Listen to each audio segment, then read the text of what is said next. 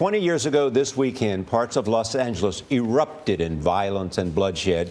It was one of the worst race-related riots in U.S. history, sparked by the not guilty verdict in the Rodney King beating trial. John Blackstone covered the chaos back then.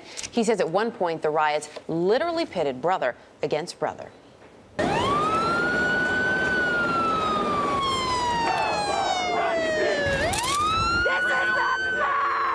For 6 long days and nights, starting on April 29, 1992, Los Angeles was a war zone.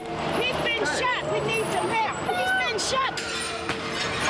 These people are angry, and they have every right to be. 55 people died. 2,300 were injured. Property damage estimated at $1 billion. In the midst of the chaos, First AME, an African-American church, provided a sanctuary.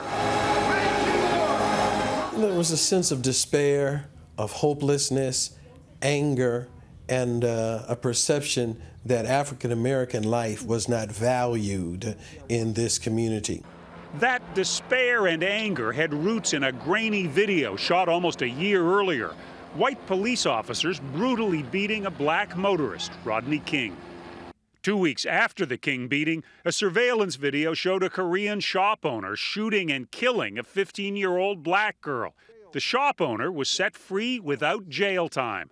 Not guilty of the crime of assault. When the white policemen charged in the King beating were acquitted, South Central Los Angeles exploded. One intersection, the corner of Florence and Normandy, became infamous as the flashpoint where it all began. A picture taken by a New York Times photographer shows 2 men with video cameras recording as the violence unfolded. The men with the cameras were Tim Goldman and his half-brother, Terry Ellis. We had just, started fooling around with camcorders around that time, and we was just gonna head out to the beach and, film some girls, Instead, they became accidental witnesses to history.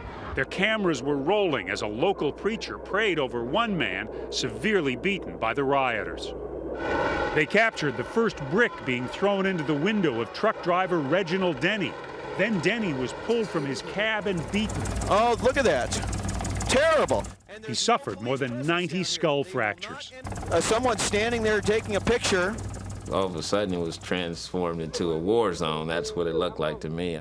Everything that happened in the riots in Los Angeles basically happened at that intersection. You had the looting, you had the arson, you had the beatings, you had the shootings. Tim and Terry were as close as 2 brothers could be growing up.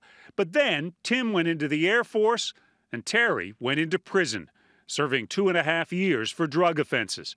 The day of the riots, they headed down different paths again. As Tim was shooting, he caught his brother on tape, running into a liquor store to join in the looting himself. Well, they called it looting. I never knew what it was, but I'm like, I might as well give me some beer. No, I didn't scold him for it, but that was something I wouldn't have done. The tension got even worse after authorities confiscated the videos, and Tim, under subpoena, testified against his neighbors.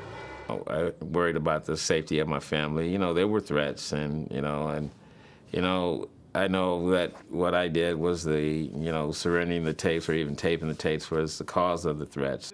19 years ago, Terry was interviewed by ABC News, angry that his brother's action put his own life in danger.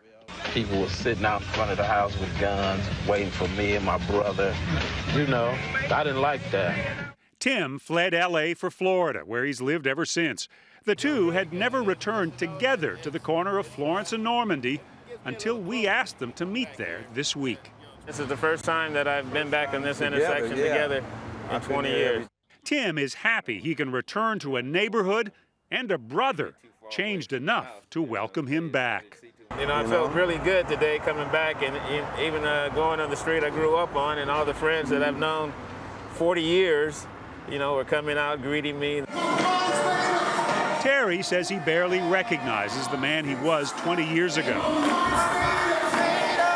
He credits his transformation to coming back to the church, First AME, where he now serves as an usher.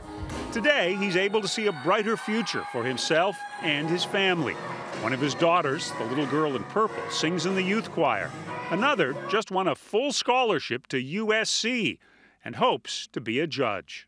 Man, it's beautiful. It's beautiful. My heart is just so overwhelmed. He has a big heart. He's kind. He's gentle. And he'll help you out. Those are the qualities I see in him now. I think Terry is a good example of how you can be one place with one set of priorities in your life and how you can grow and advance, mature, and develop. 20 years later, the images these brothers captured still define one of LA's most painful days. But for them and many others in this community, their own divisions no longer define their lives. For CBS This Morning, John Blackstone in Los Angeles. Remarkable story that has a good ending. So too. It's hard to believe that it's been 20 years. It's good to see how it's transformed the lives of the brothers. But when you look at the video of Rodney King and Reginald Denny, it's still hard to look at that. And Rodney King's life still seems to be in disarray. Maybe he's turned it around, but for a long time, he had a lot of problems.